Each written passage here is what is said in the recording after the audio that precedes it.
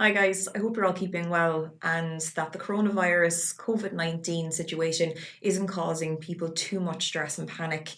We wanted to come on for the last couple of days and put a video out there, just a little bit of advice for couples who are planning their wedding.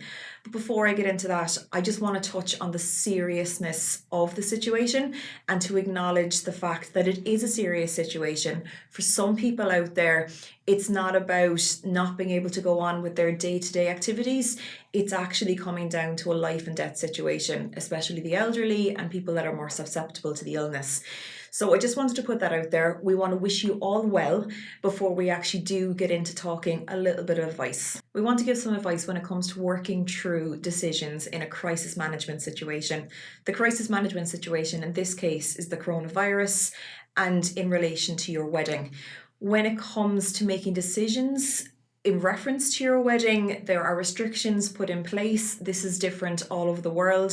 For example, the Irish government came out yesterday with guidance to consider cancelling gatherings over a certain number. The UK at the moment doesn't have restrictions on gatherings. Italy is on complete lockdown. The US have cancelled Broadway and put in travel restrictions.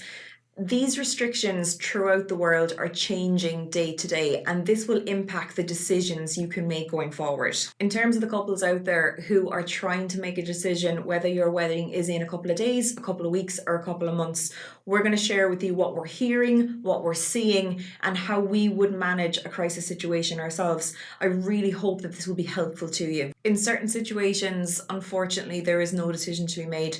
If you are planning to have your wedding in a country where there is a full lockdown, that decision has been made for you.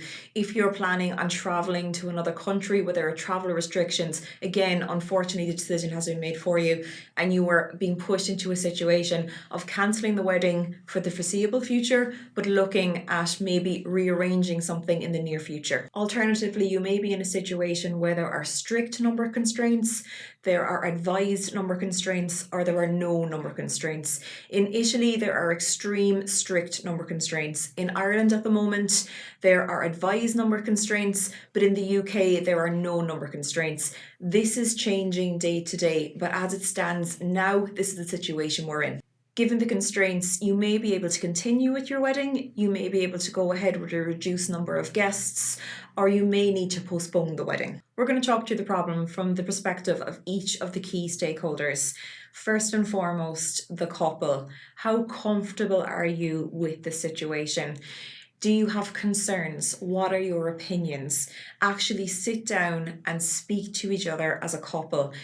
Get a feel of what the other person's opinions are. How comfortable are they with actually either going ahead with the wedding and creating a gathering of your guests, putting yourself in that situation, or are you more comfortable with the idea of a postponement? As we widen the circle and we talk about family and friends, how comfortable are you with continuing with the wedding as originally planned? You may be continuing with the wedding at a reduced scale, but either way, are you comfortable with bringing this group of people together? How comfortable are you with the whole situation? Think about this. As a couple, you need to have that comfort in place before you go ahead. The ceremony location. When it comes to the ceremony location, this is very important. The whole reason you're getting married is to actually say I do, put a ring on that finger. The ceremony location, be it religious or non-religious, you need to contact the person who's actually managing that location. You need to find out how flexible are they, what kind of rules do they have in place. It may be the situation that the ceremony location has stricter rules in place than the actual venue location. If this is the case, an option to you may be to have reduced numbers actually at the ceremony. You still actually get to say I do, you still actually get to get married, which is the main point, but then you can also have a little bit of a party afterwards with a slightly larger number of people at the venue if their rules are a little less restrictive. If it's a case of your ceremony venue can no longer accommodate the actual marriage, then do look at alternatives. Everybody out there is going to do everything in their power to help you where they can. The venue may even be able to facilitate the actual wedding when you had planned to have it somewhere else originally. There are many other wedding venues out there. Everyone's going to have different rules. Everyone's going to have different restrictions. Don't just decide this can't happen because the ceremony venue isn't being as flexible as you'd hope they would be. The venue, this is probably where the most people are going to gather. You need to contact your venue, you need to get an idea of what their rules are, what their restrictions are, and what their policies are. From what we've seen, there's different approaches been taken by different venues. The first one we've seen is a case-by-case situation where the couple give their suggestions to the venue consider it, and they try to apply it to their in-house policies. The second one we've seen is where venues are willing to take reduced numbers, everything from originally having 150 to 200 guests and reducing that down under the 100 people to actually accommodate what the government has advised. And the third one is hotels, venues, they're being a little bit more restrictive. What I would say to you in this scenario is whatever they're saying to you, whatever they're advising, think about it. What are they saying to you? Does it make sense?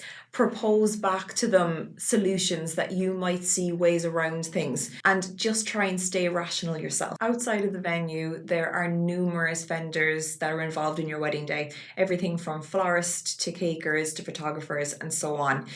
In this situation, there could be 5 to 10, if not more, actually involved in your wedding day. At any stage, any of these vendors may be self-isolating. In this case, contacting them weeks before the wedding isn't going to put you in a more knowledgeable situation. Things change day to day. They may not be isolating today, but they may have to self-isolate tomorrow. The week of the wedding, stay in contact with your vendors. Make sure that they're still available to you nearer the wedding date. All vendors will stay in communication with you. They should be contacting you closer to the wedding just to let you know that they are still available and checking in with you that you haven't changed any of your own plans. If you're going ahead with the wedding with the original plan or with a reduced number, if your vendor is not self-isolating, they will more than likely be there for you on your wedding day. If you decide to postpone your wedding, when are you going to postpone the wedding to? Are you running the risk that if you postpone it by 2 or 3 months, are you having to do another postponement? This is something to really, really think about. How far out are you going to postpone your wedding? The other side of things with postponement is with all of your vendors, there is a chance that not all of them will be available on your new date due to other commitments and other situations that stop them from being there.